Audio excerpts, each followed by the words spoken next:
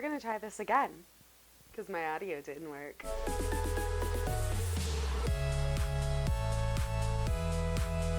Hey guys, what's up? So, today I want to talk to you all about 10 things that I love in books. Alright, so let's jump in and talk about the 10 tropes that I just love in books. If I see these in a book, I'm pretty much going to love it. It becomes an auto buy for me, and yeah, let's jump into it. The first thing I want to talk about is probably one of my favorites, and that is morally gray characters.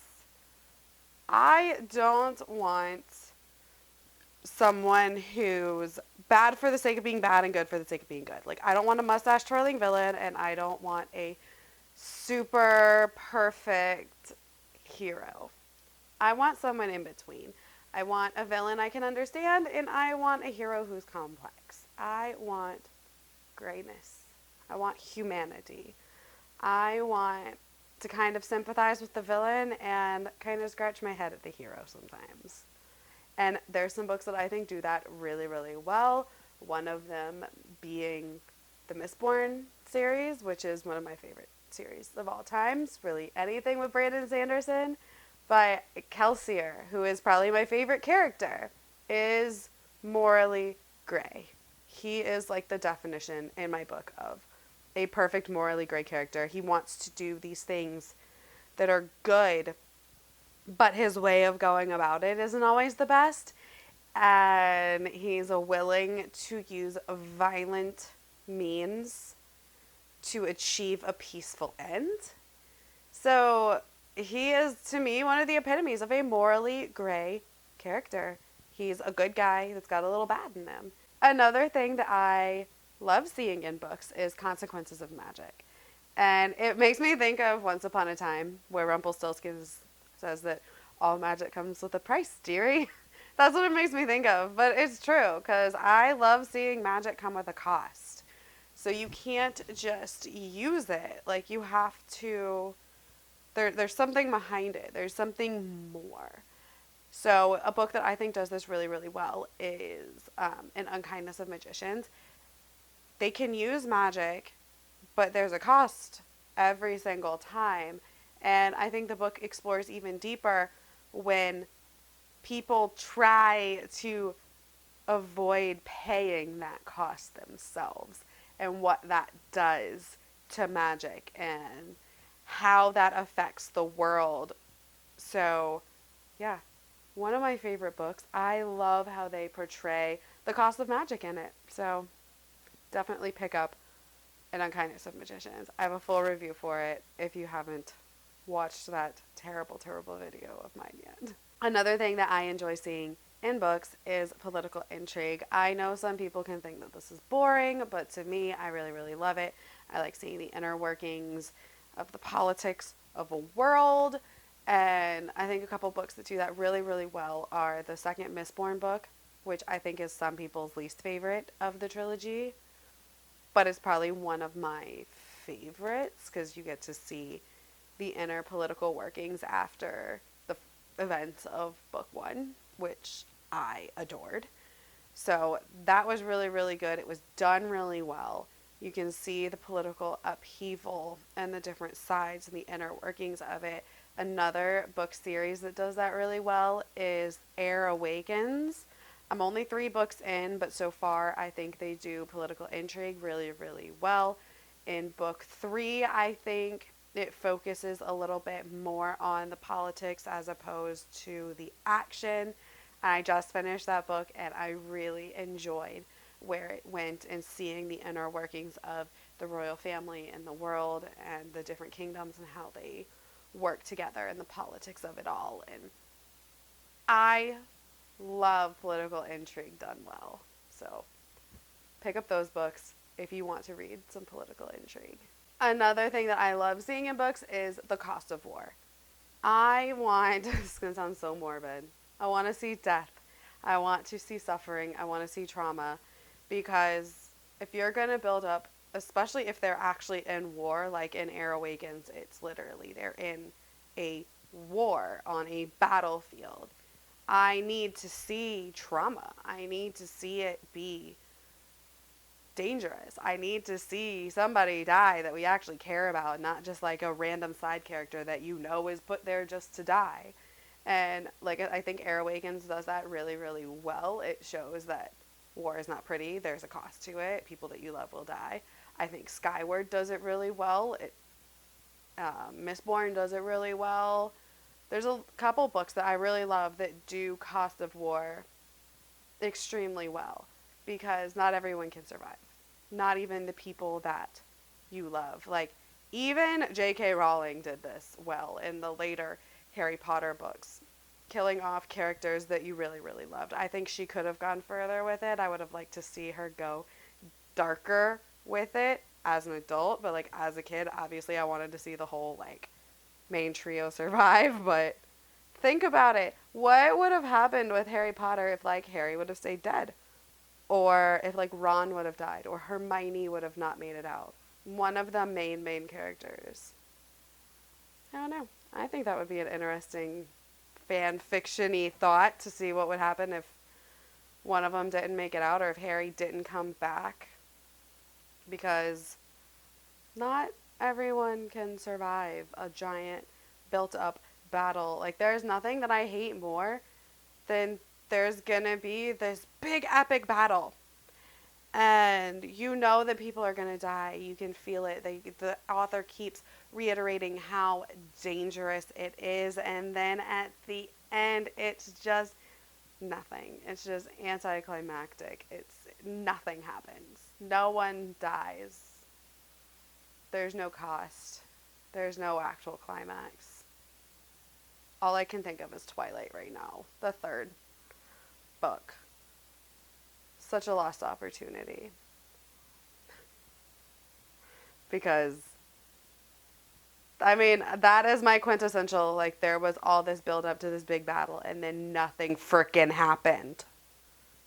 Except for in the movie. Which was awesome. Oh my gosh.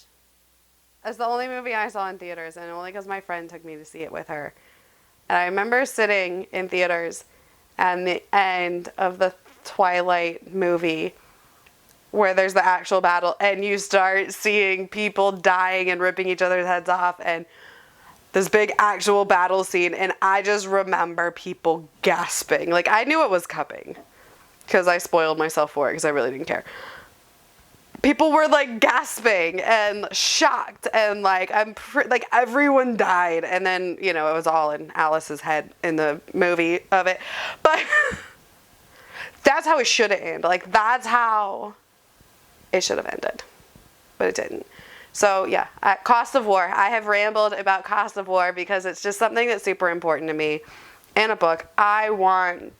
That sounds so morbid, saying I want death and trauma, but I do. If you're gonna build up to a big battle, make it count. That's it. Make it count. Another thing that I really love seeing is a slow burn romance. I'm not talking about romance in romance books. I like a slow burn romance where the romance is not the main objective of the book, where it's not the main point pushing the plot through. Because I don't really read a whole lot of romance.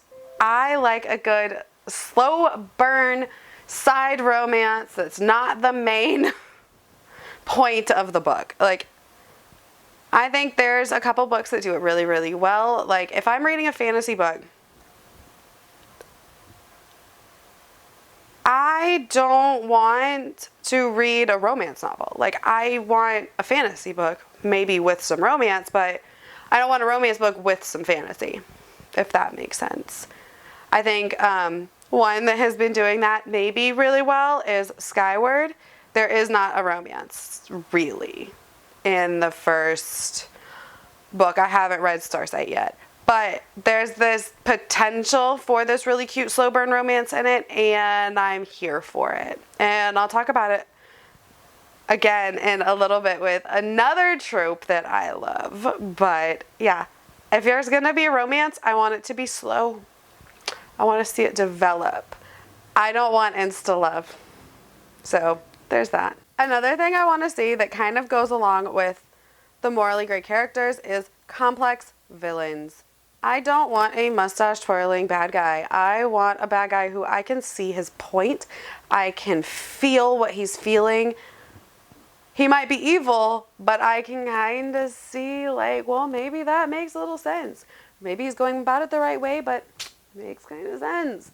Like in The Mistborn, again, the one ruler. He's evil, but you kind of get to see a different side of him throughout the book, and you kind of get to see why he's doing what he's doing. And while it's wrong, he has reasons and motivations that you can kind of understand. So there's that. So he's a great complex villain. Like, Brandon Sanderson writes complex villains so well. And that's just something that I love about his writing, is that there's a lot of moral grayness. There's a lot of complexity, even in the like YA realm, like with Skyward. I mean, there's a reason that he's my favorite author. But yes, I love seeing a complex villain that's not mustache twirling, evil for the sake of being evil, because to me that's boring. Like, I don't want a bad guy that's bad to be bad. You just don't. What I really love seeing is a bad guy who started out good, and then something happened, and now they're tainted. Like, and that's, I guess, kind of what happens in Mistborn, but yeah, that's what I like. Told you we'd get back to that other romance trope that I love, and that is enemies to friends to lovers. So I don't mean like in a weird, creepy way. Like, I don't want to see like an enemy as in like a bad guy who kidnaps the girl and kills her family and then she ends up falling in love with him or something. Like, that's not what I want. I want like where they kind of just don't get along, or they don't understand each other, or they're from two different worlds, and then they kind of slowly, with that slow burn, become friends and then lovers. So, like I said, in Skyward, I can kind of see that happening with Spensa and Jorgen, because they don't really get along, and he's kind of an ass, but she's also kind of a bitch. And through the book, they become friends, and they understand each other. And, like, maybe there's a little bit more. Like, maybe they'll slow burn into love in Starsight or beyond. I don't know. But I can see it happening. In my head, I want it to happen because I love it. So that is something I love. A slow burn, enemies to friends to lovers. But not in a creepy way. I'm just not... Like Beauty and the Beast. Like, I think if a retelling was done right, and I haven't read A Curse So Dark and Lonely yet, so maybe. But, I don't know. That's not my favorite enemies to lovers. Because they're two enemies. Like, too kidnappy. Alright, moving on. Another trope that I really love is girl dressed as boy. I know this is probably, I don't know, controversial, because I don't think a lot of people love this, but I absolutely love it. I picked up Crown of Feathers literally just because it was pitched to me as the main character, Veronica, dresses up as a boy, pretends to be this boy named Nick in order to become a Phoenix Rider. I was sold. That's the whole reason I picked up the book. And I did love the book. So anytime where a girl has to dress up like a boy, I'm here for it. Like, I loved the original Mulan. I loved the Disney movie. I loved Crown of Feathers. I loved all those like cheesy movies that they had like when I was growing up, like the ones with like Amanda Bynes, where she had to like be a boy to be on the soccer team, or like the motocross Disney movie where she had to pretend to be her twin brother to ride motocross or something like that. It was just, I love it. Maybe it's my nostalgia. Another trope that I really enjoy are contests. But the contests have to be done right. So there are some books that do it wrong, and there's some books that do it really well. And when it's done well, I love contests. I loved The Hunger Games when it came out. I've read all the books, I watched all the movies, I really enjoyed it. I loved actually being in the games and seeing it. And I recently read Throne of Glass, and there's a contest in that. We'll talk about that at another time, but let's just say that I did not love how that contest was portrayed. So I don't always love a contest. I like a well done contest, like the Hunger Games. And also like an Unkindness of Magicians. There's a contest in it, and you get to be in it, and you get to see it, and you get to see what they're doing and be in the action. So I'm really excited to pick up the next book in that series because I loved the first one so much. But yeah, and Unkindness of Magicians did contest really well. The Hunger Games does it really well. I don't like how Throne of Glass does it, but if it's a well done contest, I adore it. And I'm going to pick up your book probably. Finally, the final trope that I love seeing is an unwilling hero. And this kind of goes back to morally gray and complexity, but I don't want my hero to just be heroic. I want him to be more than that. Like in Eye of the World, Rand and the Edmonds Fielders are not super willing to change. They don't really want to go on this quest to find Tar Valon and see what's going on. They learn things about themselves, some of them that they just don't want and don't accept. And it's wonderful because I love an unwilling hero. Ven is another example from Mistborn. She did not go into this whole thing wanting to like save the Ska and free them and take down the one ruler. Like she went in like wanting to just save her ass and survive basically. So she was pretty much an unwilling hero because she didn't want to be a hero. She didn't care about that. She cared about self-preservation, and I love that. Like the hero doesn't have to want to save the world all the time. Like they can be real and human and unwilling, and I love seeing that even more because I think it makes the characters more complex and relatable. And I think that's kind of a theme, is I like complex and relatable characters, in-depth plots with a lot going on. All right, well, I hope you enjoyed this. I hope you enjoyed some of my book recommendations based on the tropes that I love. And if you have any recommendations of books that contain some or all or many of these tropes, let me know because I'd love to pick up some more books. All right, as always, I'm Jessie. Thank you for hanging out with me. I would love if you would like and subscribe and hit the notification bell so you don't miss out on any videos. I upload every Monday, Wednesday, and Friday, and I'll see you next time. Bye.